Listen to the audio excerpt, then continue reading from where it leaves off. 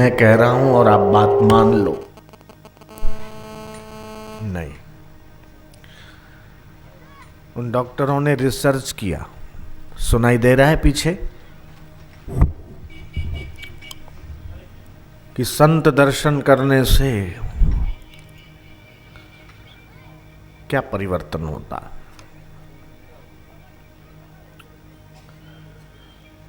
सत्संग में आने से पहले अपना खून दे के आओ डॉक्टर को, और 2 घंटे 3 घंटे सत्संग सुनने के बाद आप अपने खून की जांच करवाओ, ब्लड टेस्ट करवाओ, उसमें परिवर्तन मिलेगा। और ये जो परिवर्तन है वो डॉक्टरों ने जांचा और इसकी रिपोर्ट निकाली, और उस रिपोर्ट को देख के वो चकित हो गए।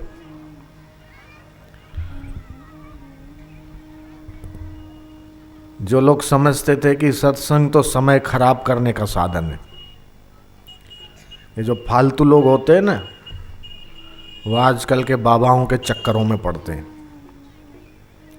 ये साधु महात्मा लोग क्या करते, अपना भी समय खराब करते और जनता का समय भी खराब करते।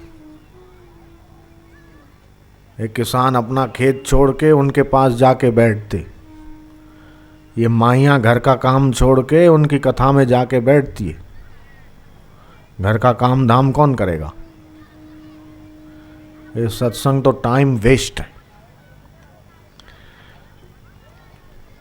ऐसे नास्तिकवाद में जो लोग जी रहे थे उनकी आंखें खुल गई उस रिपोर्ट को देखकर कि सत्संग मन बहलाने का साधन नहीं, यह सत्संग केवल शांति के लिए ही नहीं, यह सत्संग तो आरोग्य के लिए भी अच्छा है और जीवन की खुशहाली के लिए और लंबी उम्र के लिए भी सत्संग अच्छा है। कि जब हाई स्पिरिचुअल पर्सनालिटी, आध्यात्मिक ऑरा जिस महापुरुष की विकसित हो गई, जिनका आध्यात्मिक व्यक्तित्व है, ऐसे महापुरुष के सानिध्य में जब व्यक्ति जाता है और संत की नज़र उस पर पड़ती है और वो अपनी नज़र संत की नज़र के साथ मिलाता है, तो उसके शरीर में 1 सेकंड में 1 घन मिलीमीटर खून में 2200 से लेकर 2500 जितने श्वेत कण विकसित होते हैं, जो उसके आरोग्य को और आयुष्य को बढ़ाते हैं, विकसित करते हैं। तन और मन के रोग उससे निवृत्त होते हैं। और फिर इन्होंने नाम दे दिया। अपन तो सत्संग बोलते, कथा बोलते, लेकिन आजकल गांवों में या भारत की अधिकतर जनता को पता ही नहीं कि सत्संग किसे कहते। कथा शब्द तो प्रचलित है, भागवत की कथा, सत्यनारायण की कथा, श्री रामचरितमानस की कथा, शिव महापुराण की कथा, गणेश कथा, ये सब कथाएं पुराणों में आती है। उन पुराणों के आधार पर कथाकार कथा करते। जो कथाकार कथा को आकार नहीं दे सकते, वो फिर कथा बाँचते। ग्रंथ को सामने रख दिया और पहले दिन 10-15 पेज पढ़ेंगे, दूसरे दिन और 15-20 पेज पढ़ेंगे, ऐसे करके पूरा ग्रंथ बाँचेंगे और लोग बैठ के सुनेंगे। ये भारत की पुरानी पद्धति, उसको कथा वाचक कहते हैं। उससे कथाकार की श्रेणी कुछ ऊपर होती है। लेकिन कई कथाएं सुनने के बाद सत्संग सुनने की योग्यता विकसित होती है। परमात्मा के अनुभव को पाए हुए जब महापुरुष हमारे सामने होते हैं रामकृष्ण परमहंस जैसे, महर्षि रमण जैसे, तब भले वो 1 घंटे में 5 मिनट ही क्यों न बोले,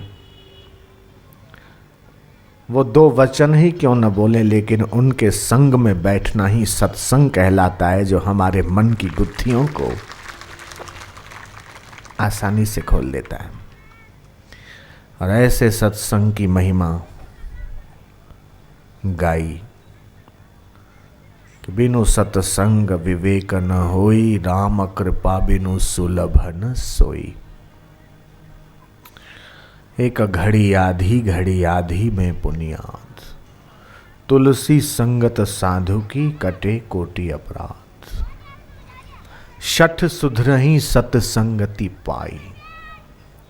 तो यहाँ सत्संग और कथा में फर्क है, ये बात रामायण में ही हमें मिलती है।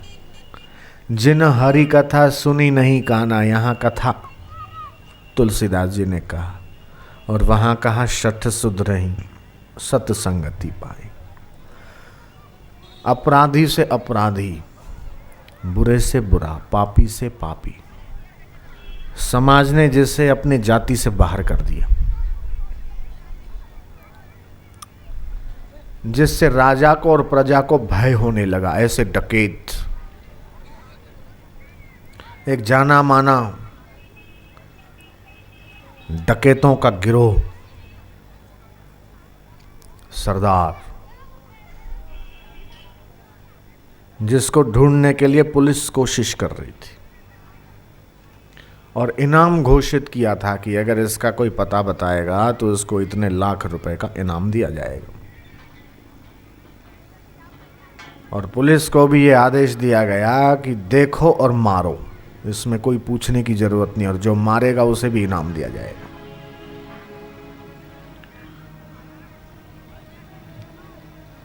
जो प्रजा से नहीं डरते, जो पुलिस से नहीं डरते, जो कलेक्टर, कमिश्नर, आर्मी और मिलिट्री से नहीं डरते, जो प्रधानमंत्री और राष्ट्रपति से नहीं डरते, वहां के मुख्यमंत्रियों से नहीं डरते देश के,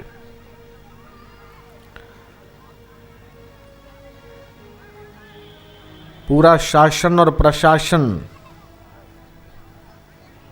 एड़ी चोटी का जोर लगाकर जिसको कंट्रोल करने में नाकाम होता है,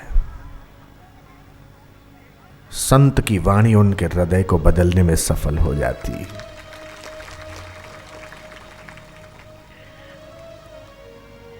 इस विश्व में सभी लोग अमन, चैन और सुख शांति चाहते हैं। इसकी स्थापना के लिए बड़े बड़े सेमिनार होते हैं, कॉन्फ्रेंस होती है, और विश्व में शांति चाहने वाले लोग उस सेमिनार में भाग लेते हैं।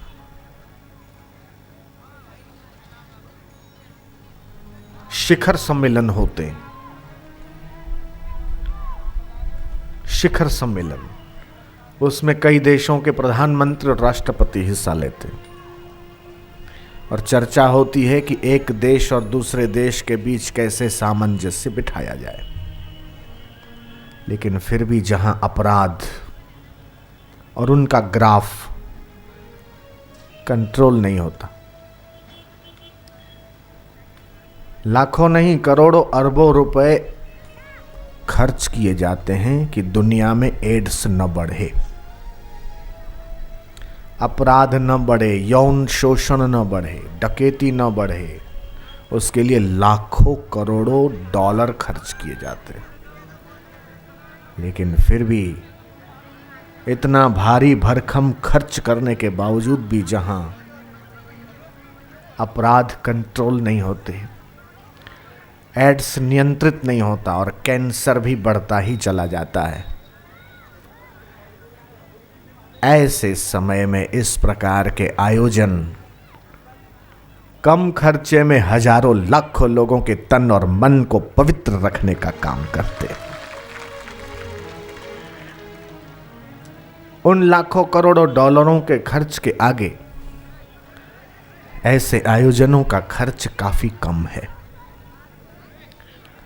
और मैं तो केवल भारत सरकार नहीं, मैं तो पूरी विश्व की भिन्न भिन्न सरकारों से ये कहना चाहता हूं कि अगर पूरे विश्व में शांति, प्रेम और आनंद की स्थापना करनी हो तो पूरे विश्व में ऋषियों का संदेश फैलाना होगा और सत्संग का प्रचार प्रसार करना होगा, जो लोगों के जीवन को बदल सकता है। बंदूक की नोक के बल पर शांति की स्थापना का विचार करना नादानियत है। तोप और बंदूक के बल पर, युद्ध के बल पर, शस्त्र के बल पर या हिंसा के बल पर हम न माओवाद को कंट्रोल कर सकते, न नक्सलवाद को, और न गुंडागर्दी को, और न ही हम चोरी डकैती को, न ही हम बढ़ती हुई हिंसक वृत्तियों को, स्वार्थ लोलुपता को। जब तक लोगों के मानस का परिवर्तन नहीं होता, जब तक उनकी दुर्बुद्धि सतबुद्धि में परिवर्तित नहीं होती, जब तक उन्हें ये पता नहीं चलता कि हमारे लिए वास्तविक आनंद का मुख्य रास्ता क्या है, तब तक मानव के जीवन को बदलना मुश्किल है। सरकार व्यवस्था तो कर सकती है जीवन यापन की, कि जिन गांवों में बिजली नहीं और सड़क नहीं, उन गांवों में बिजली और सड़क बना दो। जिन गांवों में इंटरनेट की सुविधा नहीं है, वहां इंटरनेट का कनेक्शन दे दो, और हर गांव को हाईटेक विलेज बना दो। ये काम गवर्नमेंट कर सकती है। ये कर सकती है कि पेट्रोल बढ़ा हुआ है तो उसका रुपया, 2 रुपया, 5 रुपया सस्ता कर दो। ये काम तो हो सकता है, लेकिन क्या ये सारी सुख सुविधाएं प्रदान करने से लोगों के दुख मिट जाएंगे? लोगों की अविद्या मिट जाएगी? लोगों के हुए मन में बढ़ता हुआ पनप रहा रावण क्या कंट्रोल हो जाएगा? तब तो एक रावण था, लेकिन यहाँ इस कलयुग में तो हर घर में अथवा हर मोहल्ले में एक रावण तो पैदा हो गया।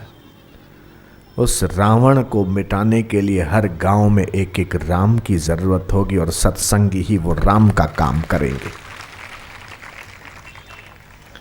बिना राम का भजन किए पाया किसने विश्राम कहो, बिना हरि का नाम लिए पाया किसने आराम कहो, राम कहो श्री राम कहो। तो उस क्षेत्र वालों का सौभाग्य जिस क्षेत्र में सत्संग की सरिता बहती। समाज के वे लोग धन्यवाद के पात्र हैं जिन्होंने समाज की नाड़ी को परखा। मैं उन्हें डॉक्टर कहूंगा, अथवा मैं उन्हें वैदराज की संज्ञा दूंगा, अथवा मैं उन्हें सच्चे सुधारक की उपमा दूं तो भी अतिशयोक्ति नहीं है। कलेक्टर के ऊपर जैसे पूरे जिले की जिम्मेदारी होती है, ऐसे जो समाज का प्रबुद्ध वर्ग है, जो आध्यात्मिक वर्ग है, जो बुजुर्ग हैं, जो पुरानी पीढ़ी और नई पीढ़ी को समझ रहे हैं, ऐसे लोग चिंतित हैं